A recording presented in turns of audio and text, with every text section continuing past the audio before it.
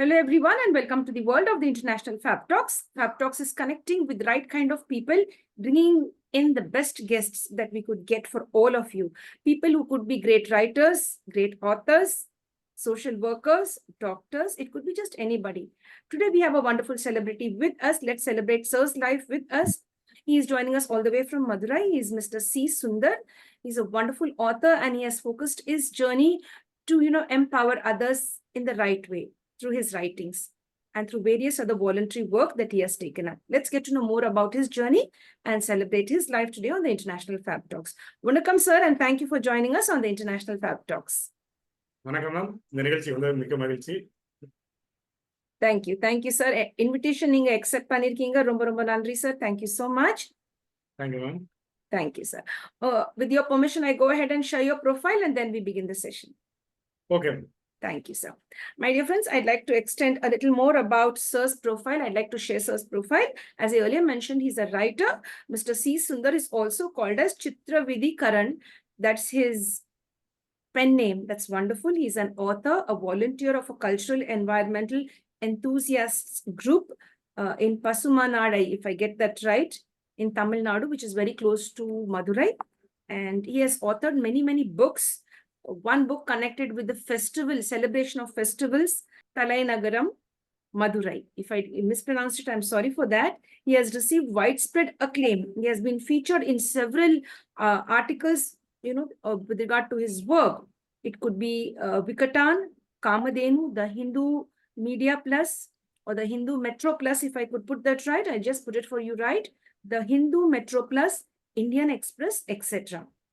Folk Games. An article on folk games was introduced as an online resource for 10th standard students, that is the 10th standard Tamil book, to put that right, by the Tamil Nadu School Government Department. Now, this is really nice.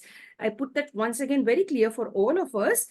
Sir has focused on an article which is based on folk games, which was included in an online resource for 10th standard Tamil textbook by Tamil Nadu School Education Department. 6 articles have been featured in various publications of Lady Doak College, including the one on the founder of the college, Miss Kate Wilcox. As a volunteer of a cultural and environmental enthusiasts group, Pasumai Nadai conducted guided tours for schools and college students to places of historical importance in and around Madurai.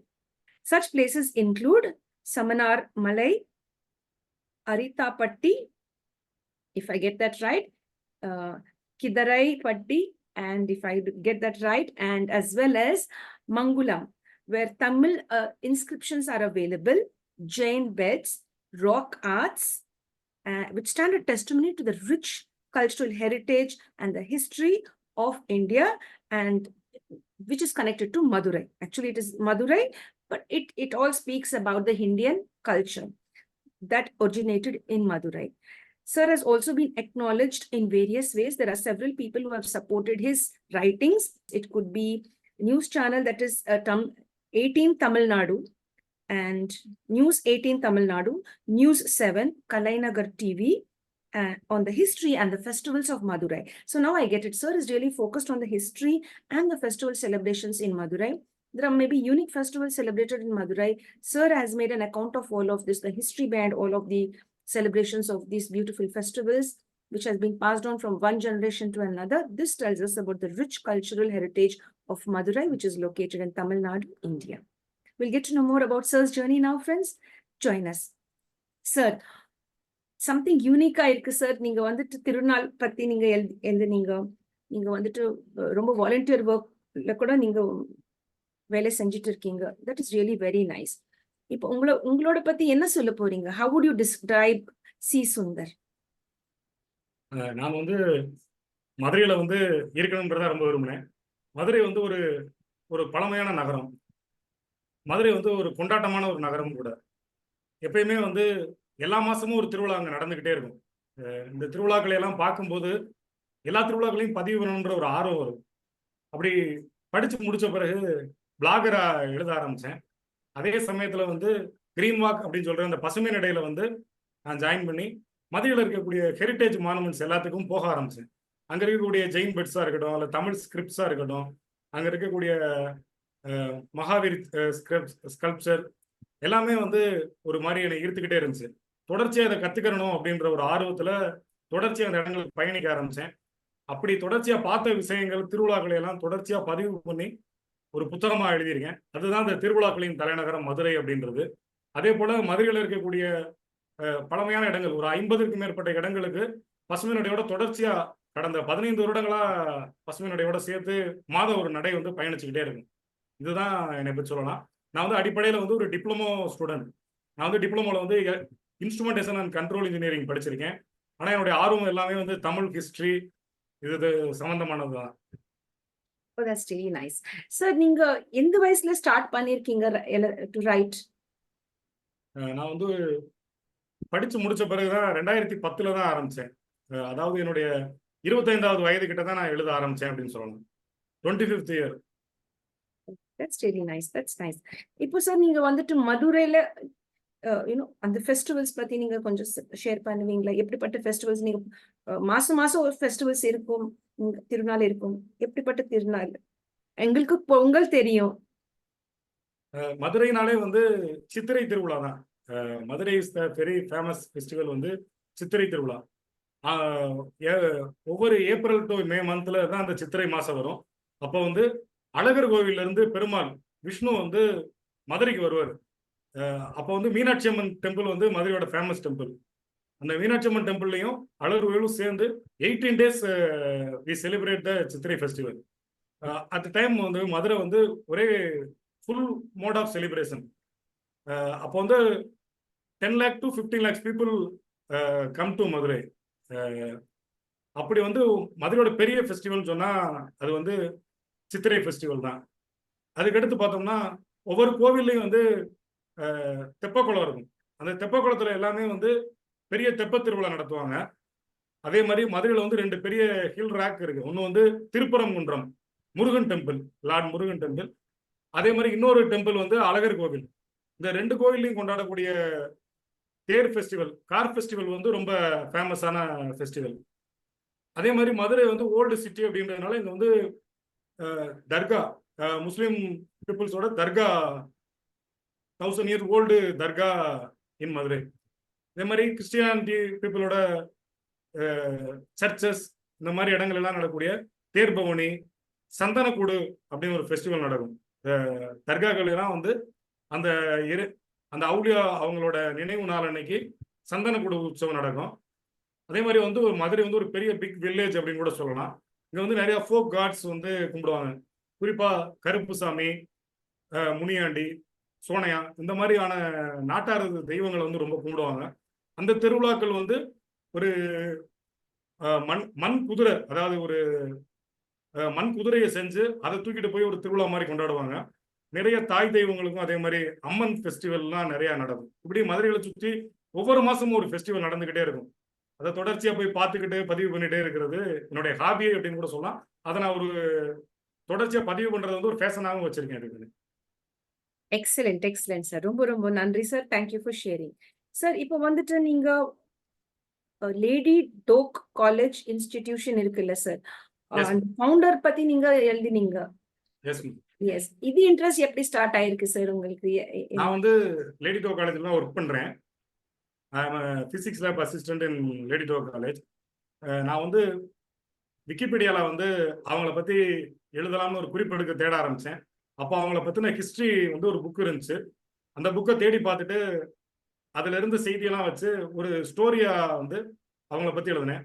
அவங்க வந்து ஒரு American missionary. Katie Wilcox is a American missionary.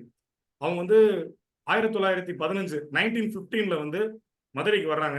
மதுரைக்கு வந்து ஒரு captain hall அப்படின்னு சொல்லி ஒரு school இருக்கு. அந்த ஸ்கூல்ல வந்து அட்மினிஸ்ட்ரேட்டராகவும் ஒரு மேக்ஸ் டீச்சராகவும் அவங்க வர்றாங்க. அவங்க வந்து இருக்கும்போதே வந்து அடுத்து ஒரு ஸ்கூல் கட்ட வேண்டிய தேவை வந்து இது தேவைப்படுது. அப்போ அந்த ஸ்கூல் பிரின்சிபலா இருக்க நாய்ஸோட சேர்ந்து அவங்களும் திட்டமிடுறாங்க. எதிர்பாராத விதமா நாய்ஸ் வந்து இறந்துடுறாங்க. அதுக்கப்புறம் கேட்டி வில்காக்ஸே வந்து முழு முயற்சி எடுத்து பலருடைய உதவியால வைகைக்கு ரிவருக்கு அடுத்த சைடு நார்த் சைடில் வந்து ஓசிபிஎம் அப்படின்னு ஒரு ஸ்கூல் தொடங்குறாங்க. அதுக்கடுத்து இங்கிலீஷ் மீடியம் நாய்ஸ்னு ஒரு ஸ்கூல் தொடங்குறாங்க. அப்புறம் இந்தியா சுதந்திரம் அடைஞ்ச மறு வருஷம் 1948ல வந்து லேடி டோ காலேஜை தொடங்குறாங்க. அதற்கு உதவியா வந்து இருந்தவங்க தான் டோக், அவங்க ஃபேமிலி தான். அதனால அவங்களோட பேரையே வந்து காலேஜுக்கு வச்சிடுறாங்க.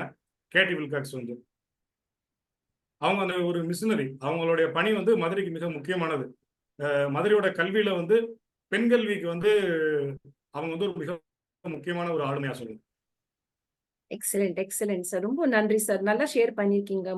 You've given us a good picture about the founder of Lady Doak College. That's really nice.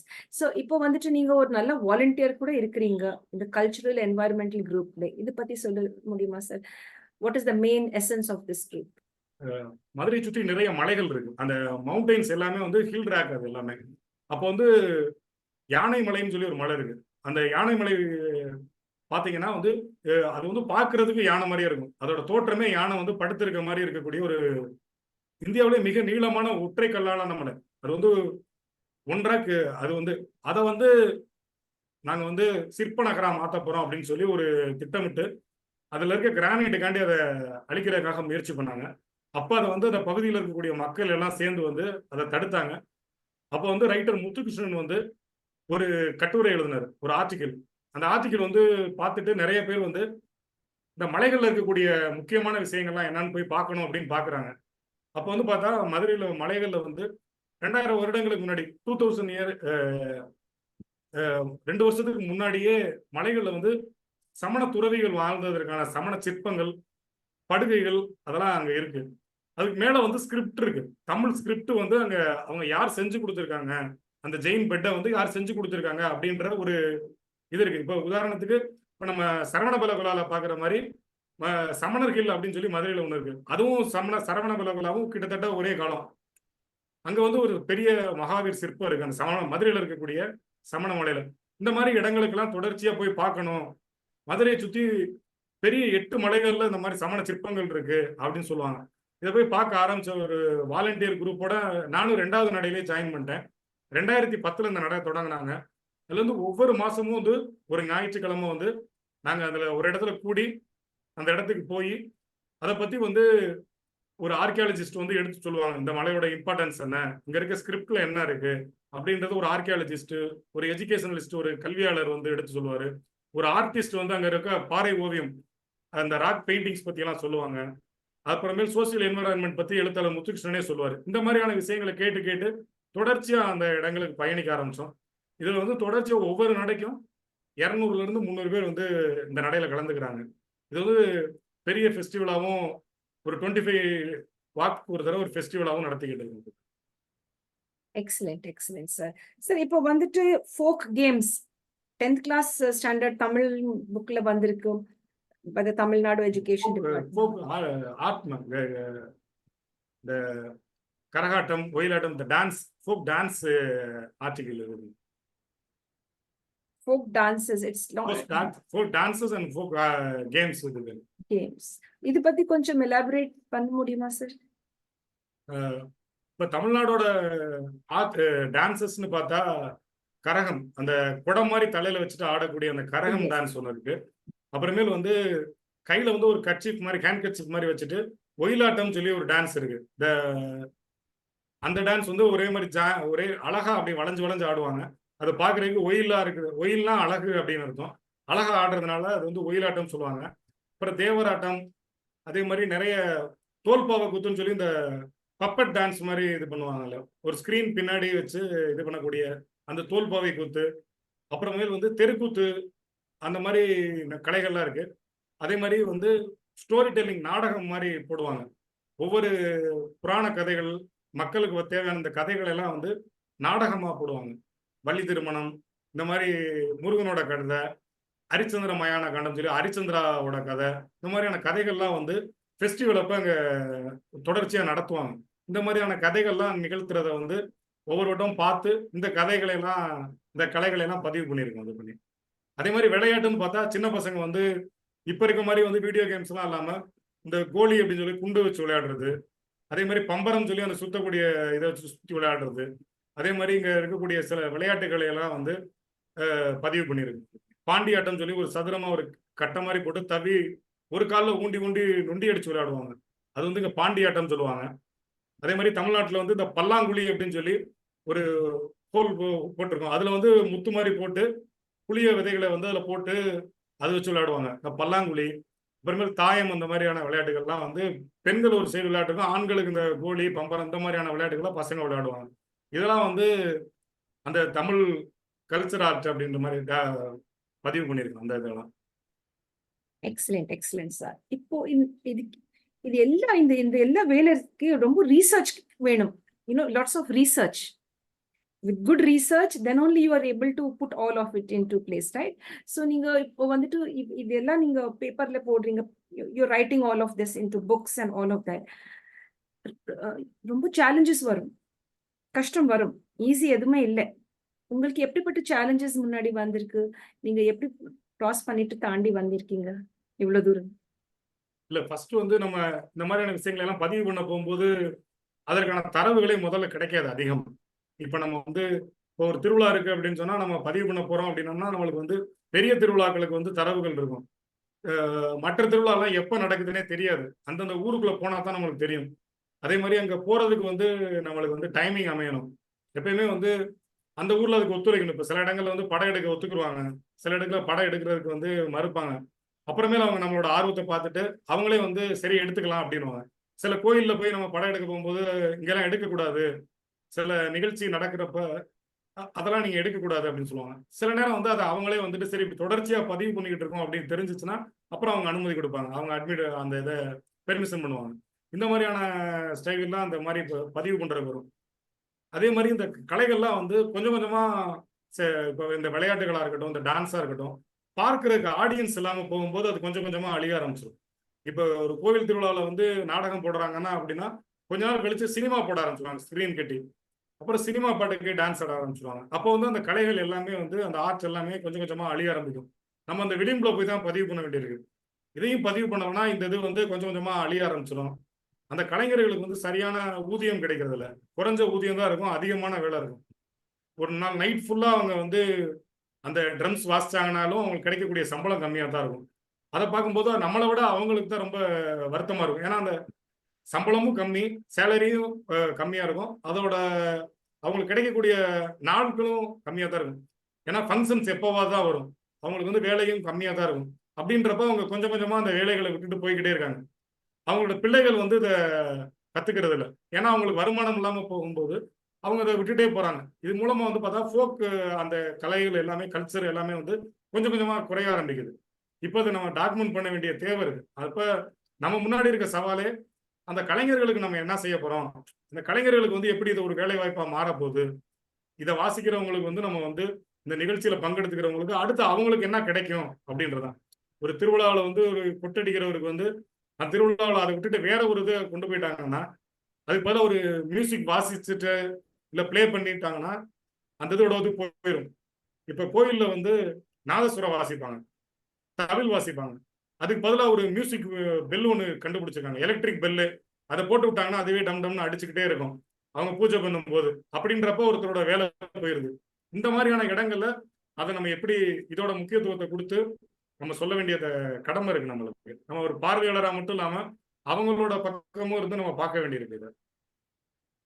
Excellent sir, excellent. ரொம்ப நல்லா எக்ஸ்பிளைன் பண்ணிருக்கீங்க சார். இப்போ வந்துட்டு நீங்க இந்த ஃபீல்ட்ல வந்திருக்கீங்க, உங்க ஃபேமிலி மெம்பர்ஸ் சப்போர்ட் எப்படி இருக்குங்க? நல்லா சப்போர்ட் பண்ணிருக்காங்களா? இல்ல நான் கேட்டாங்க ஏன்பா இதெல்லாம் நம்மளுக்கு இல்ல, முதல்ல வந்து ஃபேமிலியில வந்து சப்போர்ட் இருக்கு. ஏன்னா நம்ம வந்து ஒரு திருவிழாவுக்கு போறோம்னா நம்ம வந்து மாசம் பூரா திருவிழா இருக்கும்போது வாரத்துல வந்து பாதி நாள் நம்ம அங்க போக ஆரம்பிச்சிடும். எப்படியும் ஒரு 5 நாளாவது திருவிழாக்களுக்குன்னு பதிவு பண்ண போயிடும். அதே மாதிரி இந்த மாசத்துல இந்த நடை இருக்கு அப்படின்னா, கிரீன் வாக் இருக்கு அப்படின்னா அதுக்கு மாசத்துக்கு 2 ஞாயிற்றுக்கிழமையாவது அந்த இடத்துக்கு போவோம். கூட இருக்க ஃபேமிலி மெம்பர்ஸும் இப்போ ஃபெஸ்டிவல்லாம் போகும்போது கூட வருவாங்க. அவங்களும் அதை பார்க்கறதுக்கு இன்ட்ரெஸ்டடா வருவாங்க. அதே மாதிரி இந்த கிரீன் வாக்கு இந்த மவுண்டைன் போகும்போதும் என்னுடைய மகளும் வருவாங்க, என்னுடைய மனைவி வருவாங்க. இந்த மாதிரி தொடர்ச்சியா ஃபேமிலியோட ஒத்துழைப்பு இருக்கிறதுனால தான் இதை நம்ம வந்து ஆர்வத்தோட செய்ய முடியுது இது பண்ணி. Yes sir, excellent sir. இப்போ வந்துட்டு நீங்க உங்களோட ஃப்ரெண்ட்ஸ் சர்க்கிள் அவங்க என்ன சப்போர்ட், எப்படிப்பட்ட சப்போர்ட் உங்களுக்கு கொடுக்குறாங்க? இல்லைன்னா கட் ஆஃப் பண்ணுவாங்களா? நீங்க ரொம்ப படிப்பு, ரீடிங், ரைட்டிங்ல நீங்க இன்ட்ரெஸ்ட் இருக்கீங்க. சில ஃப்ரெண்ட்ஸ் இருக்காது அவங்களுக்கு reading, writing. So how do you deal with friendship and what is the support from the friends that you've received? இப்ப வாசிப்பு வந்து கொஞ்சம் குறைஞ்ச பழக்கம் தான் இருக்கு. இப்ப நெறைய பேர் வந்து வாசிக்கிறது கிடையாது. ஏன்னா எல்லாத்தையுமே வந்து ஒரு வீடியோ மூலமா பார்த்துக்கலாம் அப்படின்ற மாரி போயிட்டாங்க. அதையும் வந்து நெறைய பேர் விரும்புறதில்ல. எல்லாமே வந்து மீடியா லைன்ல போயிட்டு Facebook, YouTube அந்த மாரி போயிட்டு அவங்க வாசிக்கிறது ரொம்ப கம்மியாகிட்டே இருக்கு. இப்ப நம்ம வாசிக்கக்கூடிய நண்பர்கள் வந்து குறைச்சு தான் இருப்பாங்க.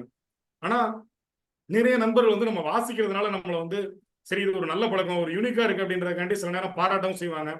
சில பேர் வந்து என்னப்பா அது வேண்டாத வேலை, இத போட்டு வாசிச்சுக்கிட்டு இருக்கப்ப நான் ஒரு படத்த பார்த்துட்டு போயிருவேன். அப்படின்ற மாரியும் சொல்லுவாங்க. அதே மாரி ஃபெஸ்டிவலுக்கு வந்து நிறைய நண்பர்கள் சப்போர்ட் பண்ணுவாங்க. ஏன்னா நெறைய ஃபெஸ்டிவல் வந்து நைட் நேரம் தான் நடக்கும். நாங்க இப்போ ஒரு வேற ஊருக்கு போறோம் அப்படின்னோம்னா, என்னோட சேர்ந்து இன்னொருத்தர் வருவாரு. நாங்க நைட் முழுக்க வந்து முழிச்சிருந்து, அந்த ஃபெஸ்டிவல் வந்து சில நேரம் வந்து விடியற்காலை 4 மணி, ஏர்லி மார்னிங் 4:00 தான் அந்த ஃபெஸ்டிவலோட பீக் பாயிண்ட் இருக்கும். அப்ப அதுவரைக்கும் முழிச்சே இருக்க வேண்டியிருக்கும். அப்ப கூட இன்னொரு நண்பர் வந்து ஒரு ஃபோட்டோகிராஃபியோ பண்ணிட்டோ, 2 பேரும் சேர்ந்து தான் டிராவல் பண்ணுவோம். மொத நாள் நைட்டே 2 பேரும் சேர்ந்து போயி, ஒரு நாள் பூரா இருந்துட்டு வருவோம். அதே மாரி இது கூட்டம் நடத்தும் போதும், நண்பர்கள் வந்து அந்த லைப்ரரி சார்ந்த ஒரு ஃபங்ஷன் ஏதாவது வச்சோம்னாலும், அதுக்கு சப்போர்ட் பண்ணி வந்து, அந்த இதுக்கு பேச வருவாங்க. இல்லன்னா ஆடியன்ஸா பார்க்க வருவாங்க. அந்த புக் ரிவ்யூ பண்ணும்போது, அத பார்க்கறதுக்கும் நெறைய நண்பர்கள் வருவாங்க. மதுரையில புக் ஃபெஸ்டிவல் நடக்கும்போதும், நெறைய நண்பர்கள் என்ன புக் வாசிக்கலாம் அப்படின்னு கேட்டு, அதே மாரி தொடர்ச்சியா அந்த ஃபெஸ்டிவல்ஸ்க்குலாம் வருவாங்க. புக் ஃபெஸ்டிவலுக்குலாம் அதுக்கு.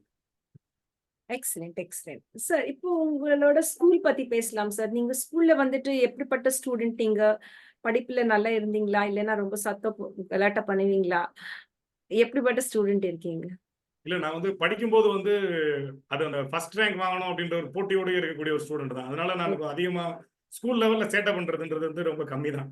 ஏன்னா நான் வந்து எனக்கு வந்து நெறைய ஸ்கூலிங் வந்து அதே மாரி நெறைய மாறி, மாறி வந்துட்டே இருந்துச்சு. ஃபர்ஸ்ட் வந்து ஒரு கிண்டர் கார்டன் ஆரம்பிச்சது ஒரு ஸ்கூலா இருக்கும். ஃபர்ஸ்ட் ஸ்டாண்டர்ட், செகண்ட் ஸ்டாண்டர்டுக்கு அப்புறம் வேற ஊருக்கு வந்துட்டோம். அப்புறம் கிராமத்துல இருக்க ஒரு ஸ்கூல்ல படிச்சேன். அந்த கிராமத்துல இருக்க பள்ளிக்கூடத்துல படிச்சப்ப, டவுன்ல இருந்து எனக்கு கிராமத்துக்குள்ள வரும்போது ரொம்ப ஒரு வித்தியாசமான ஒரு வில்லேஜ் கல்ச்சரே வித்தியாசமா இருந்துச்சு. இங்க வந்து ரொம்ப சுதந்திரமா இருக்கும். பார்த்தா அங்க மத்தியான நேரத்துல போய் புளிய மரத்துல போய் புளியங்காய் அடிக்கிறது. அப்புறமேல் வந்து கவட்டவார வச்சு அவங்க விளையாண்டுட்டு இருப்பாங்க. மத்தியானம் சாயந்தரம் ஸ்கூல் விட்ட உடனே போய் விளையாட ஆரம்பிச்சுருவோம். அப்போ அந்த ஸ்கூலிங் வந்து ரொம்ப ஜாலியா இருக்கும். படிக்கணும்ன்ற ஒரு ஸ்ட்ரகிளே இல்லாம இருக்கும். அதுக்கடுத்து 9த், 10த் வந்து திரும்ப டவுனுக்குள்ள போவோம். டிப்ளமோ படிக்கிறக்காண்டி வேற பக்கத்துல இருக்க சிவகங்கை டிஸ்ட்ரிக்ட் வரைக்கும் போயிட்டு வர்ற மாரி இருந்துச்சு. இப்படி ஸ்கூலிங் அந்த காலேஜ் வந்து வேற வேற இடங்கள்ல அமைஞ்சுக்கிட்டே இருந்துச்சு. 4, 5 இடங்கள்ல படிச்சேன் நானு இப்படி. அது வந்து ஒரு நல்ல ஒரு மகிழ்ச்சியான அனுபவமா தான் இருந்துச்சு. Yes sir. That's really nice. இப்போ வந்துட்டு ஸ்கூல், காலேஜஸ்க்கு நீங்க வந்து ஹிஸ்டாரிக்கல் இம்பார்ட்டன்ஸ் டூர்ஸ் ட்ரிப்ஸ் எடுத்துட்டு நீங்க ஸ்டூடண்ட்ஸ் எடுத்துட்டு போறீங்கல்ல சார். Can you share that about that? இப்ப நெறைய காலேஜ்ல வந்து இந்த அவேர்னஸ் வந்திருக்கு. இப்ப நம்ம மதுரையில வந்து கீழடி அ கீழடின்ற ஒரு அகழாய்வு பண்ணதுக்கு அப்புறம், அங்க நெறைய 2500 வருஷத்துக்கு முந்தி மதுரையோட அந்த இதுல எக்ஸ்கவேஷன்ல கிடைச்சதுக்கு அப்புறம், மதுரை மக்களுக்கே ஒரு ஒரு ஹெரிடேஜ், அப்புறம் அந்த ஹிஸ்டரி, அந்த ஆர்க்கியாலஜி இந்த ஃபீல்டுல வந்து ஒரு இம்பார்ட்டன்ஸ் அவங்களுக்கே ஒரு கிடைச்சிருக்கு. இந்த கிரீன் வாக் மூவ்மெண்ட் மூலமாவும் நெறைய பேர் வந்து இத தொடர்ச்சியா பார்க்க வர்றாங்க. இந்த கிரீன் வாக்ல பார்த்தீங்கன்னா, ரொம்ப குழந்தைகளா இருப்பாங்க. ரொம்ப சின்ன பையனா இருக்கிறதுல இருந்து ஒரு 70 இயர்ஸ் ஓல்டு பெர்சன் வரைக்கும் வருவாங்க. இதுல வந்து மேல், ஃபீமேல் 2 பேருமே வருவாங்க. எல்லா வயசுக்காரங்களும். அதே மாரி ஹிஸ்டாரிக்கல் படிச்சவங்க தான் இல்ல. ஹிஸ்டரி லைன்ல படிச்சவங்க தான் இல்ல. எல்லா லைன்ல இருந்தும் வந்து அவங்க இத கத்துக்கிறாங்க இந்த இது மூலமா. இந்த நட மூலமாவே கத்துக்கிட்டு, குறிப்பா சொல்லணும்னா இதுல தமிழ் ஹிஸ்டரி படிச்சவங்கள விட, படிக்காதவங்க தான் வந்து இன்ட்ரெஸ்ட்டா அத பார்க்க வர்றாங்க.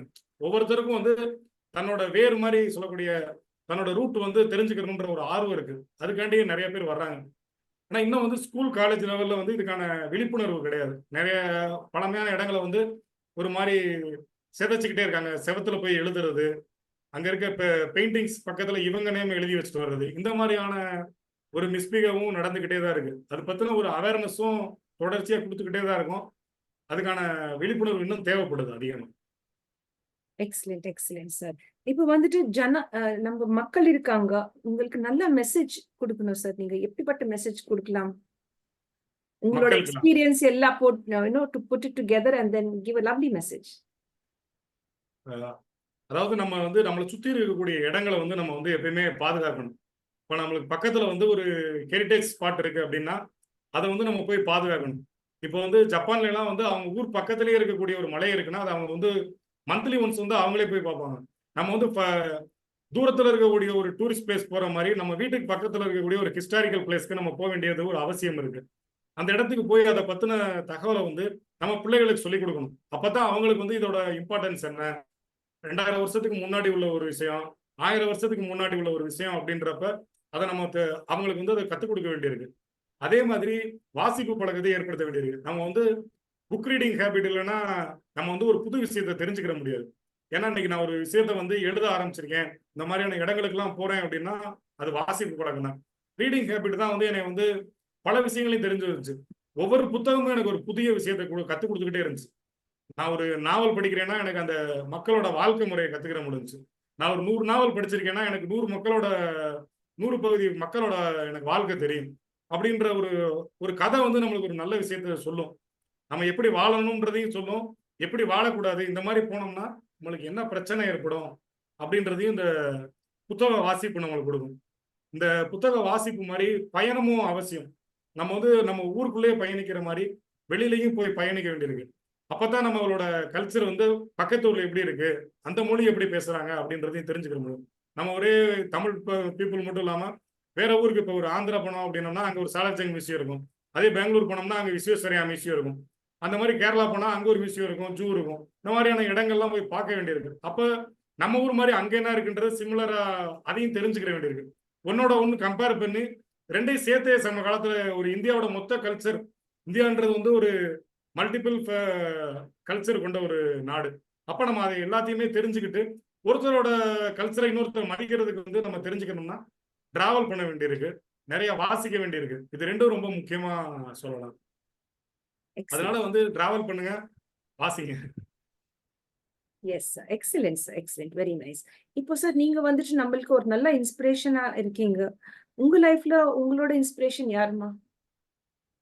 எனக்கு வந்து நிறைய இன்ஸ்பிரேஷனா ஒரு 4 நபர்களை சொல்லலாம். இப்ப வந்து மனோகர் தேவதாஸ் அப்படின்னு சொல்லி பத்ம ஸ்ரீ விருது வாங்கின மனோகர் தேவதாஸ். அவர் வந்து சிறு வயதிலேயே ஒரு நல்ல ஆர்டிஸ்டா இருந்தவர். அவருக்கு வந்து ஒரு சின்ன விபத்துனால கண் பார்வை வந்து மங்க ஆரம்பிக்குது. அவருக்கு வந்து 1000த்துல ஒருத்தருக்கு வரக்கூடிய டனல் விஷன்ற மாதிரி ஒரு சின்ன பார்வை மட்டும் தான் தெரியும். நான் ஒரு காயின் அளவுக்கு தான் பார்வை தெரிகிற அளவுக்கு மாறிடுது. அந்த சமயத்துல அவர் வந்து ஒரு போட்டோவியம் வரைய ஆரம்பிக்கிறாரு. மல்டிபிள் ஃபெசட்ஸ் ஆஃப் மை மதுரை அப்படின்னு சொல்லி ஒரு புத்தகத்துக்கு படம் வரைஞ்சிருக்காரு. அந்த புக் வந்து பாத்தீங்கன்னா மதுரையை வந்து இவ்வளவு அற்புதமா வரைய முடியுமா, 1950ல மதுரை எப்படி இருக்கு அப்படின்றத நம்ம தெரிஞ்சுக்கணும்னா மல்டிபிள் ஃபெசட்ஸ் ஆஃப் மை மதுரை அப்படின்ற ஒரு புத்தகத்தை தான் பார்க்கணும். அந்த அளவுக்கு அவர் வந்து எனக்கு ஒரு மிக பெரிய இன்ஸ்பிரேஷன். ஏன்னா மதுரை பத்தி எழுதுனது, அவர் வரைஞ்சது, அதை எல்லாத்தையும் பார்க்கும்போது எனக்கு ரொம்ப முக்கியமா இருக்கும். அதே மாதிரி பரமசிவன் அவர் வந்து ஒரு ஒரு புக் எழுதியிருக்காரு. அவரோட பிஹெச்டி தீசிஸ் வந்து அழகர் கோவில் அப்படின்ற ஒரு புக்கு. அந்த புக்கு வந்து பாத்தீங்கன்னா நிறைய மதுரையை சுற்றி இருக்கக்கூடிய சித்திர திருவிழா, அந்த அழகர் கோயில் எப்படி, இந்த மாதிரியான கல்ச்சர் ரிலேட்டடான ஒர்க்ல வந்து நான் டிராவல் பண்றதுக்கு முக்கிய காரணமா அமைஞ்சதே வந்து பரமசிவன் அவரோட புத்தகம் தான். அதே மாதிரி எழுத்தாளர் முத்துகிருஷ்ணன் இருந்தார். அவர் தான் அந்த கிரீன் வாக் ஃபவுண்டர். அவரது மூலமா வந்து எனக்கு மதுரையில் இருக்கக்கூடிய எல்லா இடங்களுக்கும் டிராவல் பண்றதுக்கான ஒரு வாய்ப்பு கிடைச்சிச்சு. இந்த இடங்களுக்கு நான் போறதுக்கு முக்கிய காரணமாவே வந்து அவர் தான் இருந்தார். அதற்கடுத்து வந்து ரைட்டர் ராமகிருஷ்ணன் சாகித்ய அகாடமி வாங்கியிருக்காரு. ராமகிருஷ்ணன் அவர் வந்து ரொம்ப முக்கியமா அவரோட நாவல்கள், அவரோட கட்டுரைகள் வந்து எனக்கு ரொம்ப இன்ஸ்பிரேஷனா இருந்துச்சு. அதே மாதிரி இன்னொரு முக்கியமான நபர் வந்து ஆர்கியாலஜிஸ்ட் சாந்தலிங்கன். அவரோட சேர்ந்து பயணிச்சது வந்து அவர் ஒரு ரிட்டையர்ட் ஆனதுக்கு அப்புறம் தான் அவரை நான் சந்திக்க முடிஞ்சுச்சு. ஆனா அவர் அதுக்கப்புறம் வந்து நான் கடந்த 15 வருடங்களா அந்த ஆர்கியாலஜி, நான் வந்து ஒரு எலக்ட்ரிக்கல் எலக்ட்ரானிக்ஸ் படிச்ச ஒருத்தர் வந்து ஆர்கியாலஜி மேல ஒரு இன்ட்ரெஸ்ட் ஏற்படுத்தினதுக்கு காரணமே வந்து அவர் தான், சாந்தலிங்கம் தான். இந்த மாதிரி அவங்களோட இவங்க எல்லாருமே வந்து ஒரு இன்ஸ்பிரேஷனா இருந்து இது பண்ணிக்கிட்டே இருக்காங்க. அது மூலமா நான் வந்து தொடர்ச்சியா இதே மாதிரி இன்னும் நிறைய பேர் இருக்காங்க. ரைட்டர் வண்ணதாசன், சி மோகன், பாலகிருஷ்ணன், இப்படி நிறைய இருக்காங்க. ஆனா இந்த 5 பேர் வந்து எனக்கு ரொம்ப முக்கியமான நபர்களா சொல்லுவேன். சார் இப்போ வந்துட்டு உங்க ட்ரீம் ப்ராஜெக்ட்ஸ் என்னமா? இப்போ வந்துட்டு இவ்ளோ எழுதிட்டீங்க, you have given a lot of importance to writing and so many things. What's your future dream projects?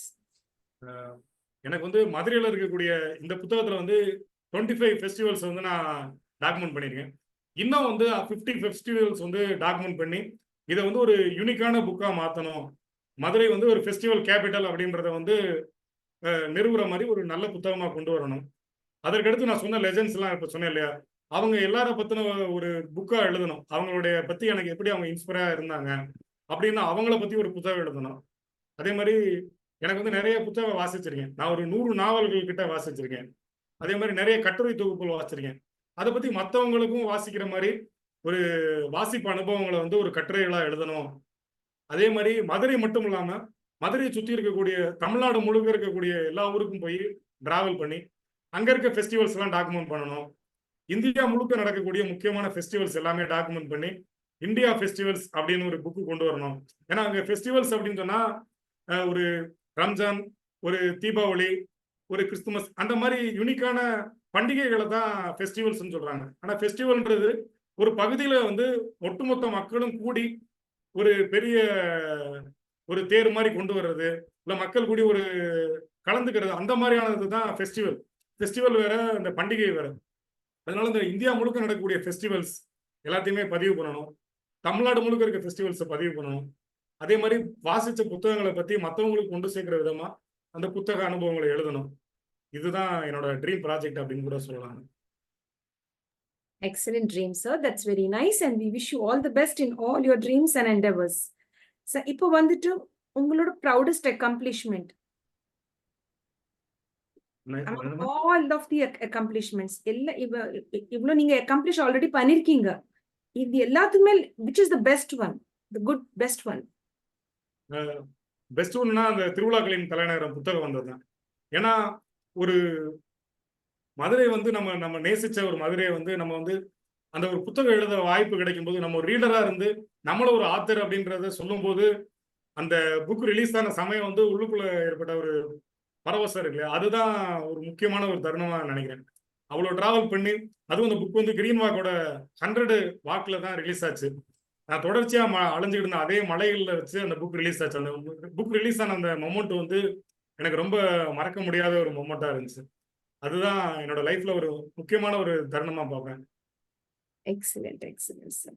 இப்போ சார் மதுரை தாண்டி நீங்க வந்துட்டு தமிழ்நாடு தாண்டி வெளியே வந்திருக்கீங்களா? வேற வேற ஸ்டேட்ஸ்க்கு போயிருக்கீங்களா? நான் வந்து தமிழ்நாடு தாண்டி வந்து ஆந்திரால வந்து சாலர்ஜங் மியூசியம் பார்த்திருக்கேன், லும்பினி பார்க், அப்புறமேல் ஸ்ரீகோடா இங்கெல்லாம் போயிருக்கேன். அதே மாதிரி பெங்களூர்ல இருக்க மியூசியம் எல்லாமே போய் பார்த்திருக்கேன். அப்புறமேல் வந்து பெங்களூர் பக்கத்துல இருக்க ஹாசன்ல வந்து சரவண பலவலா, ஹலேபேடு, பேலூர் அந்த மாதிரியான ஆர்கியாலஜிக்கல் மானுமெண்ட்லாம் போய் பார்த்திருக்கேன். அப்புறம் கேரளாவில் இருக்கக்கூடிய பீச், கேரளாவில் இருக்கக்கூடிய பெரிய டெம்பிள் அங்கே அதெல்லாம் போய் பார்த்துருக்கேன். தமிழ்நாடு, கேரளா, ஆந்திர பிரதேஷ் தாண்டி வேற எங்கேயும் போனதில்லை. நார்த் சைடை நான் போனதில்லை. அது பேரு. Okay, sir. That's really nice. That's wonderful, sir. Sir, now நம்மளுக்கு towards the end of the session இன்னும் நான் ஃபோக்கஸ் பண்ணல அந்த ஏரியா, நீங்க வந்துட்டு ஷேர் பண்ணணும், நான் ஃபோக்கஸ் பண்ணல அந்த area. Can you share that? If you would like to share something from your side which I didn't focus on, you could share it. Is there anything like that? அப்படி எதுவும் தோணல. நான் வந்து பொதுவாக எனக்கு வந்து ஃபெஸ்டிவல், அதே மாதிரி இங்க இருக்கக்கூடிய ரீடிங் ஹேபிட், இந்த மாதிரியான விஷயங்கள் தான் நான் தொடர்ச்சியா பதிவு பண்ணிட்டு இருக்குது. இதுல வந்து ஓரளவுக்கு சொல்லிட்டேன்னு நினைக்கிறேன். நீங்க ஃபைனலா என்ன சொல்றதுன்னு தெரியல. நீங்க வேற ஏதாவது கேள்வி கேட்டா சொல்லுங்க. Okay, sir. Okay, sir. So it's really nice. Thank you so much for sharing your time. ரொம்ப நல்லா ஷேர் பண்ணிருக்கீங்க. That's very nice. இன்னொரு தடவை நம்ம பிளாட்ஃபார்ம்ல வரணும், நீங்க ஷேர் பண்ணணும். ரொம்ப நல்ல டிவி சேனல்ஸ்ல நீங்க வந்திருக்கீங்க, நியூஸ் பேப்பர்ல உங்க வேலையெல்லாம் expose ஆயிருக்குங்க. It might spread everywhere. So we'd love to see you even in the international level. Not only in the state, yeah, not only in Madurai, in Tamil Nadu, it should be in India and international level. உங்களுக்கு அந்த credit வரணும். இதுக்குன்னா உங்க thought process, உங்க idea ரொம்ப நல்லா இருக்கு. Bringing out the festivals, bringing out the ancient culture and history, putting it in, in writing and sharing. That's a wonderful work. ரொம்ப பேர் வரமாட்டாங்க, ரொம்ப கஷ்டமான வேலை இது. நீங்க அது பண்ணிட்டு இருக்கீங்க. ரொம்ப ரொம்ப good work. So that is, we wish you all the best. We look forward to the next interaction with you. Thank you. Yes. Before we end, we'd like you to give us 3 words in the form of a gift to the International Fab Talks. Any 3 powerful words, either in Tamil or in English. Life is festival, so celebrate. Oh, wow. Also. Thank you so much, sir. Have a lovely time. God bless and stay safe. Thank you. Thank Nandri. you. Thank you. My dear friends, with this we come to an end to the International Fab Talks for today. It was a very interesting session. Sir is focused on bringing about all the ancient Indian festivals that have been celebrated in Madurai. He intends to bring out a book called as The Festivals of India. It's not the major festivals that we celebrate, even the minor festivals which are celebrated within different states and districts and villages. He wants to focus on all of that and improve the knowledge of the people with regard to the ancient culture of India. Let's wish him all the best in all his endeavors. With this, we'd like to sign off from the International Fab Talks. If you like what the Fab Talk team is doing, stay connected with us. Like, comment, subscribe, and share to the International Fab Talks. Encourage the people who have beautiful ideas. That's what we do on the International Fab Talks. So here is a lovely hero who's here with us, connected to literary work. Stay blessed, stay connected. Don't forget to love yourself. Keep smiling. Thank you, sir. Thank you.